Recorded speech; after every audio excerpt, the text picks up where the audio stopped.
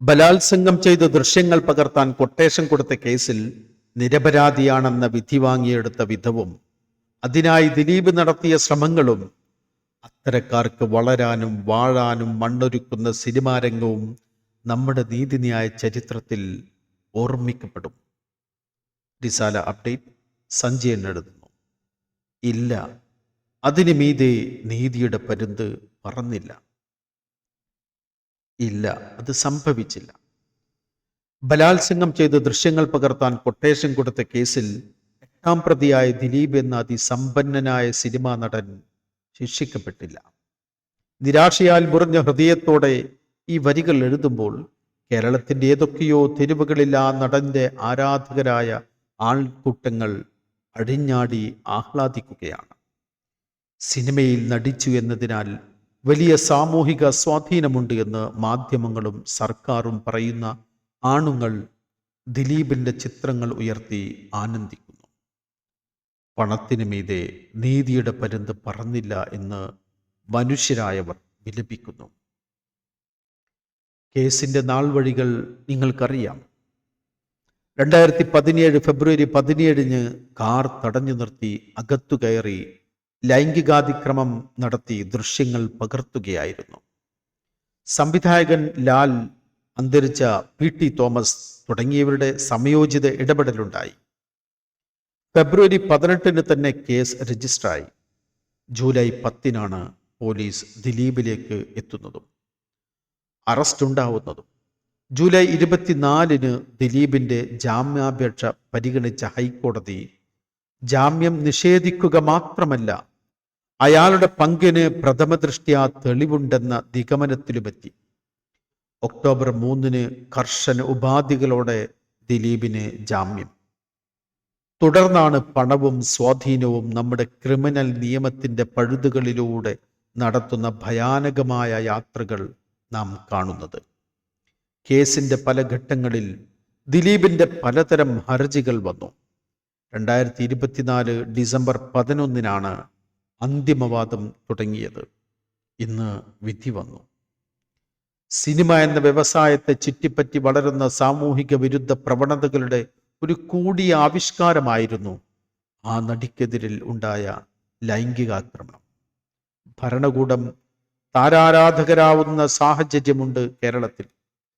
അതിദാരിദ്ര്യമുക്തി മുതൽ വികസന നയരേഖ വരെ ഏത് ചടങ്ങായാലും ജനപ്രതിനിധികളോ സാമൂഹിക പ്രവർത്തകരോ അല്ല വേദിയിൽ നിറയുക, സിനിമാക്കാരാണ്. സിനിമക്കാർ പണം കൊടുത്ത് പ്രതിച്ഛായ സൃഷ്ടിക്കുന്നവരാണ്. അത് അവരുടെ തൊഴിലിന് അത്യാവശ്യവുമാണ്. പക്ഷേ സർക്കാർ അതിൽ വീഴുന്നത് എന്തിനാണ്? ഒരു ഉദാഹരണം കേൾക്കൂ. വയനാട് ദുരന്ത സമയത്ത് മലയാള നടൻ മോഹൻലാൽ അവിടെ വന്ന് 3 കോടിയോ മറ്റോ വരുന്ന പദ്ധതി പ്രഖ്യാപിച്ചു. പിറ്റേന്നത്തെ പത്രങ്ങളുടെ 1ാം പേജിൽ അദ്ദേഹം നിറഞ്ഞു. എന്തായി ആ പ്രഖ്യാപനമെന്ന് അദ്ദേഹത്തോട് പിന്നെ ആരാഞ്ഞുവോ ആരെങ്കിലും? ഇല്ല. സിനിമാ രംഗത്തെ പെൺവേട്ട തുറന്നുകാട്ടിയ ഹേമ കമ്മിറ്റി റിപ്പോർട്ടിന് എന്ത് സംഭവിച്ചു എന്ന് അറിയുമോ? ഒന്നും സംഭവിക്കില്ല. കേരളത്തിലെ മാത്രം അവസ്ഥയല്ല, സിനിമ എന്ന വ്യവസ്ഥ സകലതിനെയും വിഴുങ്ങുന്നു. ജഡ്ജിയെ വിശ്വാസമില്ല എന്ന് ആക്രമിക്കപ്പെട്ടവൾ പറഞ്ഞത് ജലരേഖയായി. ശരിയാണ്, ഗൂഢാലോചന തെളിയിക്കൽ പ്രയാസമാണ്. To constitute a conspiracy meeting of minds of 2 or more persons for doing an illegal act or an act by illegal means is the first and primary condition എന്നും mere knowledge, even discussion of the plan would not constitute conspiracy എന്നും supreme കോടതി പഴുതടച്ച് തെളിയിക്കണം. ഈ കേസിൽ അതിന് കഴിഞ്ഞില്ല. കാരണം ലളിതമാണ്. നീണ്ട വർഷങ്ങൾ തെളിവുകളെ കൊല്ലും. സാക്ഷികൾ നിർലജ്ജം കൂറുമാറും. ക്രിമിനൽ നെക്സസ് എന്നത് ചെറിയ വാക്കല്ല. തുടക്കം മുതൽ ഈ കേസിൽ സർക്കാർ അതിജീവിതക്കൊപ്പം നിന്നു എന്ന് പറയാം എന്നേയുള്ളൂ. 8ാം പ്രതി ദിലീപിന്റെ ജാമ്യം റദ്ദാക്കാമായിരുന്ന അവസരങ്ങൾ ഉപയോഗിച്ചോ? ഇല്ല. ജഡ്ജിക്കെതിരിൽ ഉയർന്ന പരാതികളെ പരിഗണിച്ചോ? ഇല്ല. ദൃശ്യങ്ങൾ ചോർന്നു എന്ന അതിജീവതയുടെ അതീവ ഗുരുതരമായ പരാതിയിൽ ദ്രുത നടപടി കൈക്കൊണ്ടോ? ഇല്ല. പ്രോസിക്യൂട്ടർമാരെ നിയമിക്കുന്നത് സർക്കാരാണ്. അവർ നിരനിരയായി രാജിവെച്ചു പോയ കേസാണിത്. സർക്കാർ കാരണം തിരക്കിയോ? ഇല്ല. ഈ കേസിലെ മാധ്യമങ്ങളുടെ ഇടപെടൽ കൂടി ഓർമ്മ വേണം. ആത്മാർത്ഥമായി അതിജീവിതക്ക് നീതി നേടിക്കൊടുക്കാൻ പല ചാനലുകളും രംഗത്തിറങ്ങി.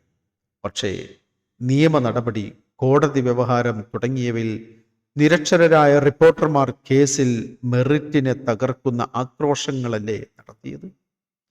പൾസർ സുനി എന്ന ഒന്നാം പ്രതിയുമായ റിപ്പോർട്ടർ ചാനലിലെ റോഷി പാൽ നടത്തിയ അഭിമുഖം ഉദാഹരണമാണ്.